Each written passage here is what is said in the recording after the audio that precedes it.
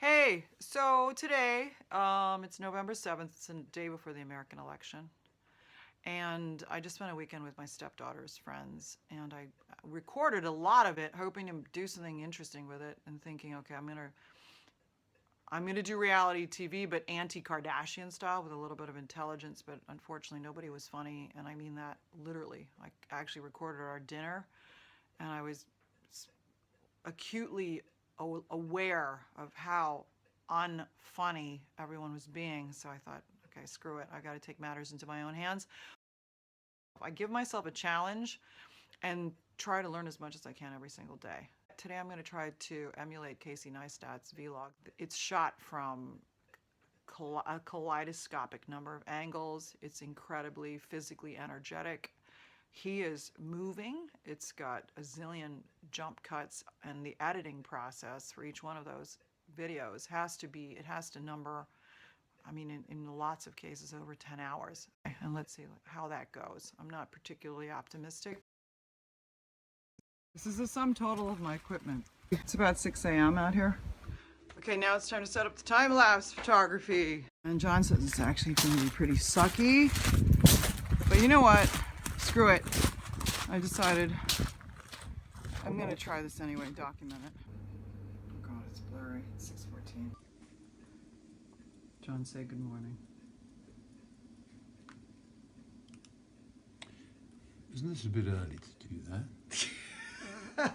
Time for coffee. Oh my God. Did the kids break the coffee maker? John is going to go completely apeshit if this doesn't work. Oh, thank God. I own this house, and I am the major member of staff.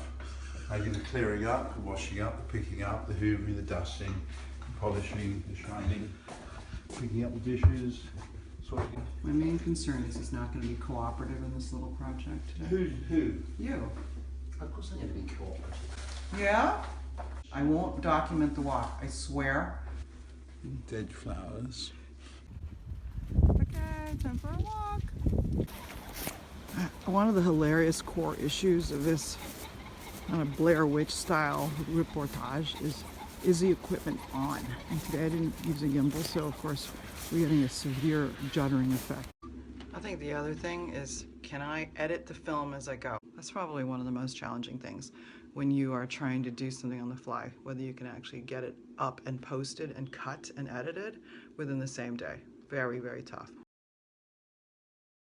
I thought it'd be fun and interesting to explain some of the challenges and dilemmas that I faced when I was making this first vlog film.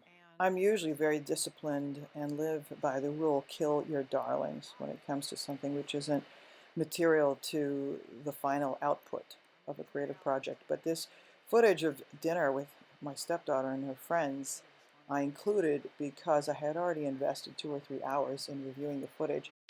The Casey Neistat challenge arose because of a heated argument that I got into with my stepdaughter's boyfriend. He insisted that Casey Neistat is nothing special and that most filmmakers can easily mimic his style. My opinion is the polar opposite. I find Neistat's videos to be very captivating and arresting because they're chock-a-block full of kinetic visual content, and on top of that contain countless unconscious visual cues. That is not something that an amateur filmmaker can easily simulate, especially when they have the tiny kit of equipment that I was using. You have to remember that this is actually my third video exceeding 40 seconds.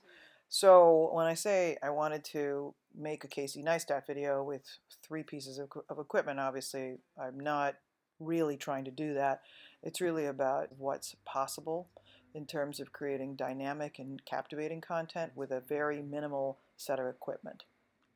I live in the middle of nowhere, pretty much, in the English countryside, so I have to work with what I can conceive of with my own imagination, and I'm lucky to report and to discover that my husband happens to be one of the most hilarious and charismatic people I could capture on film. In this scene where John walks into a dark room, he's not actually saying the things that you hear on the screen at the same time. Instead, I took advantage of the obscurity to pair a completely different audio track to him. That is one of the most interesting things about learning how to make film, that there is so frequently a huge disconnect between what is being seen on the screen and heard by the human brain at the same time. It was 2 p.m. when I started editing that piece of footage that you see on the screen, and I knew by then that I was going to be unable to incorporate everything I had filmed that day into the final clip. So I had to think of some tidy and elegant concept which was going to allow me to compress the narrative while conveying the end of the day.